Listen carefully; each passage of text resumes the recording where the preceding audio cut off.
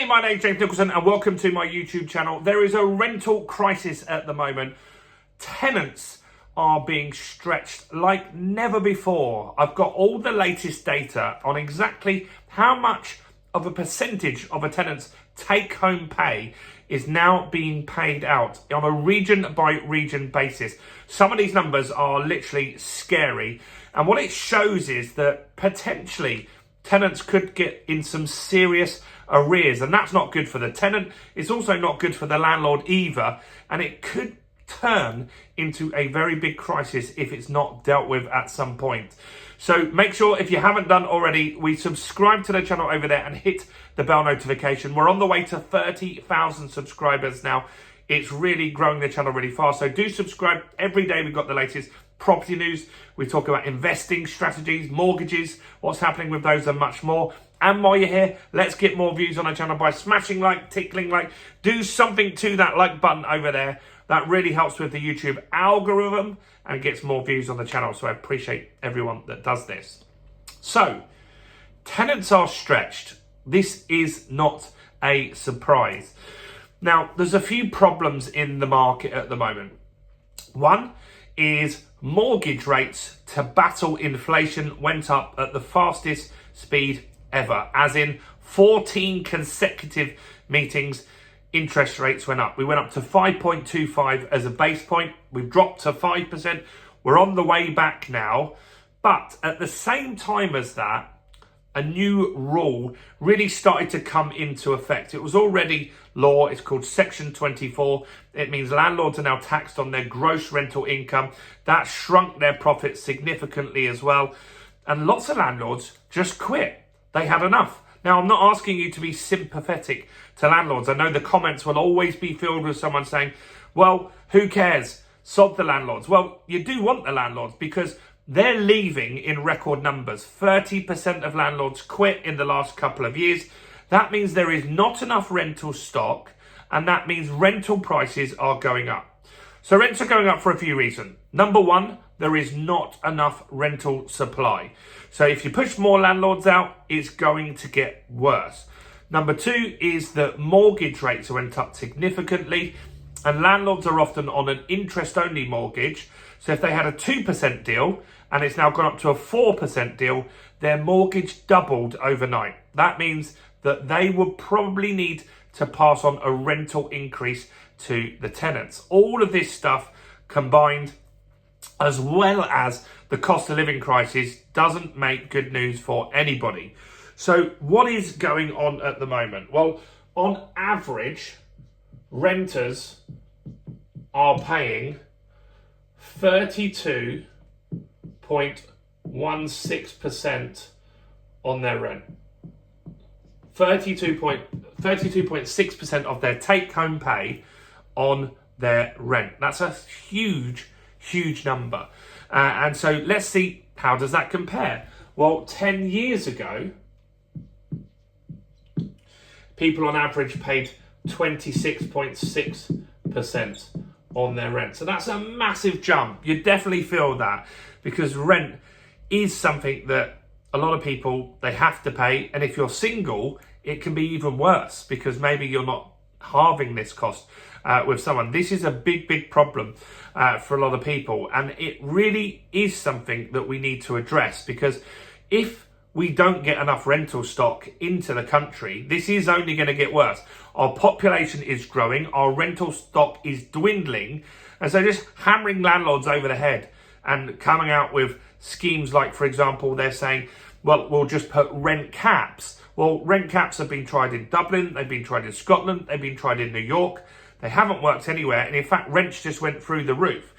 Lots of landlords are leaving. If you make them cap the rent and say, well, you're not allowed to charge any more rent, you've just got to lose money if your mortgage goes up, more will leave. And if more leave, then your rent is going to be, maybe you do cap the rent. Maybe you say, okay, a one-bedroom flat in London, you can get 1,500 quid for it. The landlord maybe can't afford to make any profit on that, so they leave. You might be able to find a property that is 1,500 quid, but maybe 50 people apply to get that property. That doesn't work either, does it? So this is something we've got to address. We need more rental stock. we need to also support landlords and give them a way that they can make this work for them so they don't leave the market. Because trust me, you don't want Lloyds or councils or big corporations being your landlord. They don't get things dealt with, and often they're some of the worst landlords in the country. So how's this looking on a region by region basis? Well, let's have a look. So London is always the worst, and Londoners pay 38.9% of their pay on rent. That's huge. Now, it looks even worse than that when you look at if someone was to earn 44k before tax, then they on average are paying rent of 17k, and they have left over 18k after tax. So at 44k, nearly half of their take-home pay is going on rent. That is not sustainable, and it really doesn't work, especially when of their leftover pay, the gas and electric's more expensive, the food's more expensive, eating in restaurants is more expensive, commuting's more expensive. It really is hitting people, and that's why there is an expectation that rental arrears are going to start surging at some point. Let's look at some other regions for comparisons. So the Northeast. So in the Northeast, they pay on average 38%. This is of the gross pay. That's of the gross pay. 38% of their pay goes on the rent. Let's look at the Southwest. So in the Southwest, it's bad. It's not as bad as London, but it's pretty bad. A lot of that would probably be in the Bristol area, but it's 35% of pay goes on to your rent in those areas. The Northwest, they haven't given all the regions. They didn't do Southeast, which is annoying. 30% of your take-home pay in the Northwest. So that means that's the cheapest area to live by far. Now, last year, rents went up on average 10%. That has slowed, but it's still way above inflation. So rent increases on average at the moment are 5%, 5.1% now on an annual basis. So that is moving in the right direction, but it is meaning it's just still getting away from people. This number is still creeping up. So my solution is the only solution, really. The government have promised to build 1.5 million houses. I just don't think they're going to do it. Every government has promised that, and it never gets delivered. But until that happens, this crisis is not going away, and it's going to get significantly worse. If someone's paying 38% of their pay to live in London, it makes it increasingly hard at that stage for them to buy a property at any point because they don't have any leftover income in order to buy a property. So it's really, really tough. So as a landlord, I would say my suggestion is that if you can afford to not increase your rent, then maybe don't. Maybe don't.